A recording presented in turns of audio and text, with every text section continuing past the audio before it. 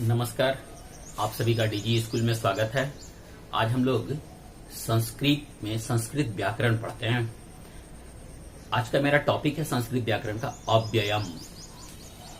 इसका नाम से पता चलता है ये बना हुआ है दो पदों के मिलने से, अ प्लस व्ययम। अ प्लस व्ययम। तो हम लोग इसको ऐसे भी लिख सकते हैं, अ प्लस व्यय, अव्यय।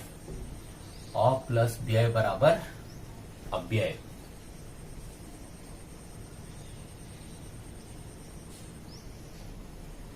ठीक है, इसको व्यय नहीं किया जा सके उसको हम लोग बोलेंगे अव्यय, कि जिसमें न तो हम लोग कुछ जोड़ेंगे न तो घटाएंगे, जिसको हम लोग खर्च नहीं कर सकते हैं। अव्यय का मतलब होता है, व्यय मतलब खर्च, अव्यय मतलब जिसको खर्च नहीं किया जा सकता। मतलब संस्कृत का वैसा पद जिसमें न हम कुछ जोड़ सकते हैं न कुछ हम घटा सकते हैं, वैसे पदों को हम लोग अव्यय कहते हैं। अब है कि ये अव्यय पद का हम लोग प्रयोग करते क्यों हैं? तो संस्कृत भाषा में वाक्यों को सरल बनाने के लिए हम लोग अव्यय पद का प्रयोग करते हैं। जो पद तीनों लिंगों में, स्त्रीलिंग, पुल्लिंग, नपुंसकलिंग, 8 विभक्तियों में, प्रथमा, द्वितीय, तृतीय, चतुर्थी, पंचमी, षष्ठी, सप्तमी और संबोधन, इन सारे विभक्तियों में और एक वचन, द्विवचन और बहुवचन तीनों वचनों में एक समान रहते हैं, तो उनको हम लोग बोलेंगे अव्यय।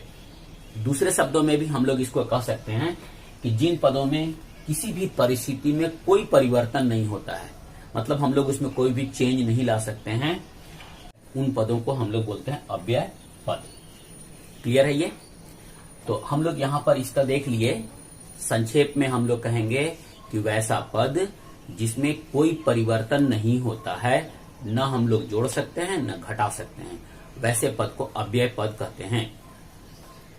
अब यहाँ पर संस्कृत में एक श्लोक है, सदृशम त्रिषु लिंगेषु सर्वासु च विभक्तिषु वचनेषु च सर्वेषु यन्न वेति तदव्ययम्। तो इसका मतलब है सदृशम त्रिषु लिंगेषु, तीनों लिंगों में एक समान, सर्वासु च विभक्तिषु, सभी विभक्तियों में एक समान, वचनेषु च सर्वेषु, तीनों वचनों में, च सर्वेषु और सभी जगह, यन्न वेति तद्व्ययम्, जिसका व्यय नहीं होता है उसको हम लोग अव्यय कहते हैं। हम लोग यहाँ पर अव्यय पद को हम लोग बांट दिए हैं। कालबोधकानी, वैसा अव्यय पद जिसमें समय का बोध होता है, उसको हम लोग बोलते हैं कालबोधकानी। अधुना मतलब अब, ह्यः मतलब जो बीता हुआ कल है सो, जो कल बीत गया।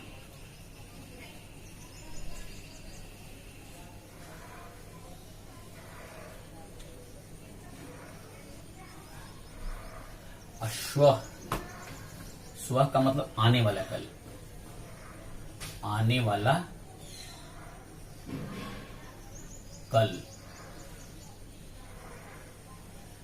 परश्व मतलब परसों। यदा तदा,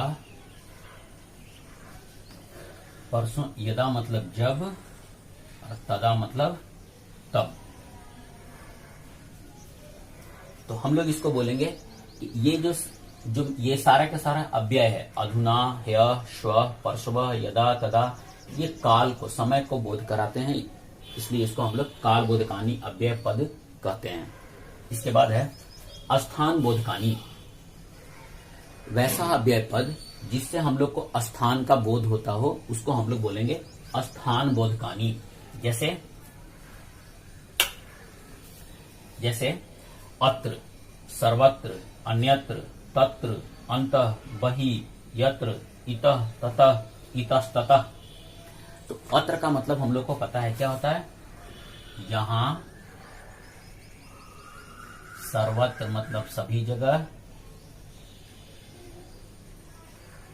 अन्यत्र मतलब दूसरी जगह,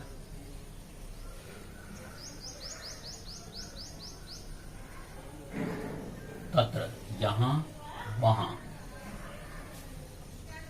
अंतः मतलब अंदर, और बही मतलब बाहर। इतः ततः या इतस्ततः मतलब इधर उधर। ठीक है। इसके बाद हम लोग देखते हैं कदा मतलब कब। यहां अब हम लोग देखेंगे, ये हो गया मेरा स्थान बोधकानी, ये सब है अव्यय जिससे हम लोग को स्थान का बोध होता है। अब हम लोग लिखते हैं प्रश्न बोधकानी, जैसे कदा, कुतः, किमर्थम, कथम।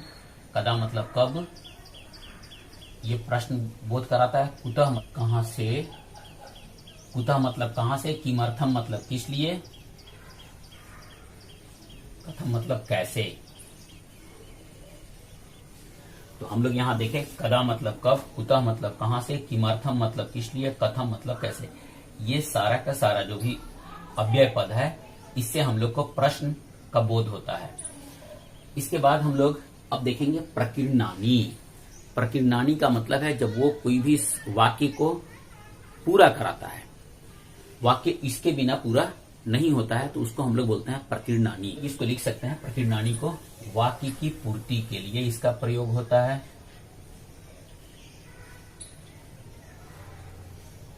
वाक्य की पूर्ति के लिए इसका प्रयोग होता है। प्रकीर्णानी मतलब वाक्य की पूर्ति के लिए इसका प्रयोग किया जाता है। जैसे में देखिएगा, वृथा मतलब व्यर्थ, बेकार। कदापि मतलब कभी। इति मतलब ऐसा। यत मतलब कि। और इसमें हम लोग सहसा भी लिख सकते हैं, सहसा मतलब अचानक। तो ये हम लोग अव्यय पद को 1, 2, 3, 4 भाग में बांट करके हम लोग इसको पढ़ सकते हैं। हम लोग अव्यय पद उसको हम लोग यहां पर देख रहे हैं, और उसका मीनिंग, मिथः, मिथः मतलब होता है परस्पर। मुधा मतलब बेकार। यत मतलब कि, और यतः मतलब क्योंकि। सकृत मतलब एक बार। सद्यः मतलब तुरंत, तुरंत। समन्तात, समन्तात मतलब चारों ओर से। सुष्ठु मतलब अच्छी तरह। अद्य आज। अकस्मात अचानक। यदा जब।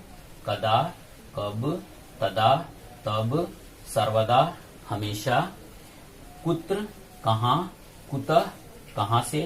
अथ इसके बाद। अधुना अब।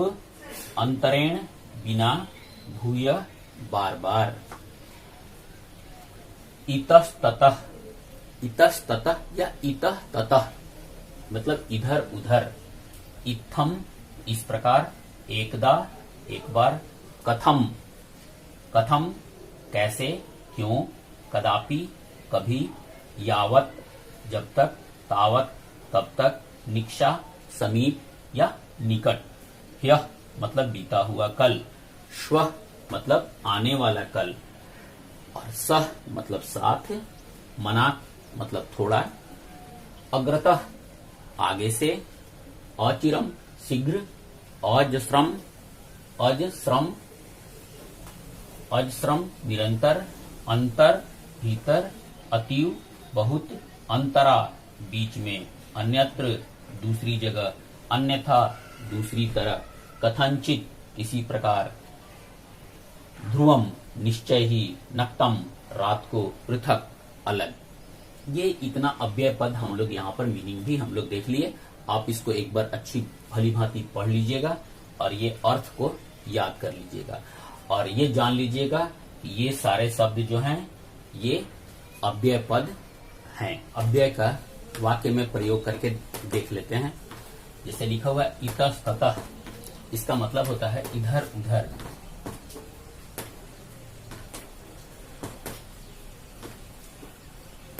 इसका जब हम लोग बनाएंगे वाक्य तो बनाएंगे वानरा इतस्ततः कुर्दन्ति, कुर्दन्ति। अपि, अपि मतलब होता है भी।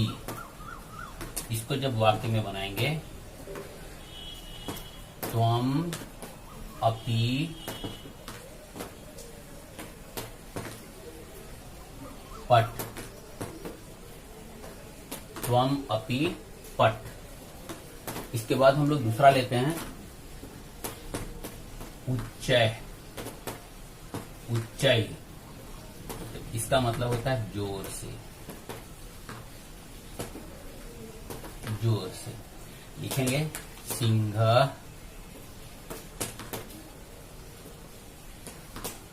उच्चय, सिंह उच्चय गर्जती, मतलब सिंह जोर से गरजता है।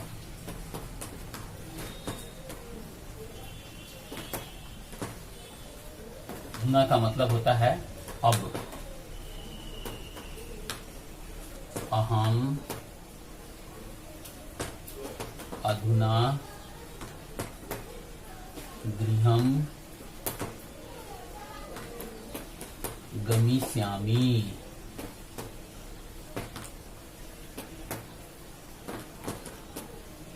एव,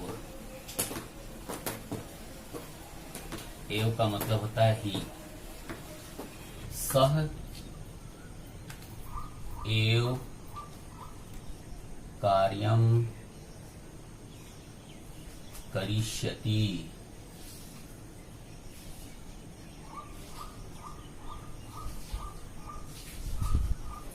फिर है कुतः, मतलब कहां से।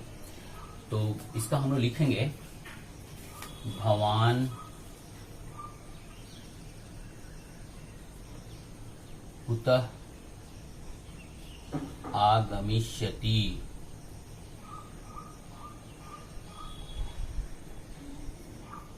आगमिष्यति। इसके बाद है सहसा। तो हम लोग यहाँ पे इसका सहसा का मीनिंग होता है, अर्थ होता है अचानक। सहसा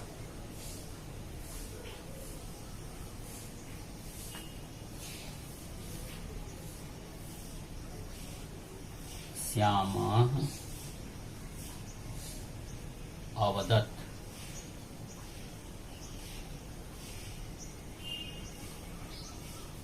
कदा का मतलब होता है, अर्थ होता है कब। तो हम लोग इसको बनाएंगे त्वम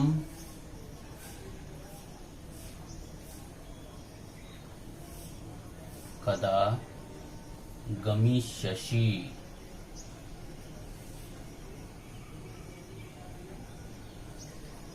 त्वम कदा गमिष्यसि, तुम कब जाओगे। माँ यहाँ पर अव्यय है, इसका मतलब होता है माँ, मत। चिंताम माँ कुरु। अगला देखते हैं संप्रति। संप्रति का मतलब होता है इस समय। संप्रति का बनाते हैं संप्रति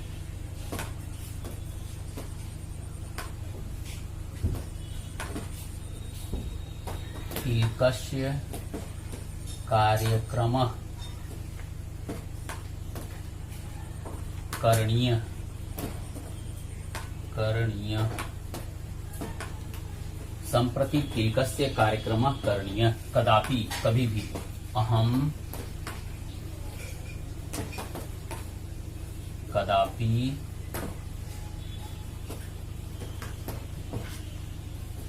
असत्यम। अहम कदापि असत्यम न वदिष्यामि।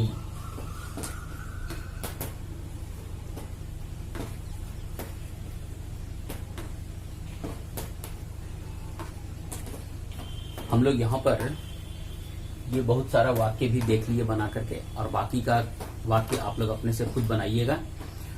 तो यदि आपको मेरा वीडियो अच्छा लगा हो तो प्लीज लाइक और शेयर जरूर कर दीजिएगा, और पूरा वीडियो देखने के लिए बहुत बहुत धन्यवाद।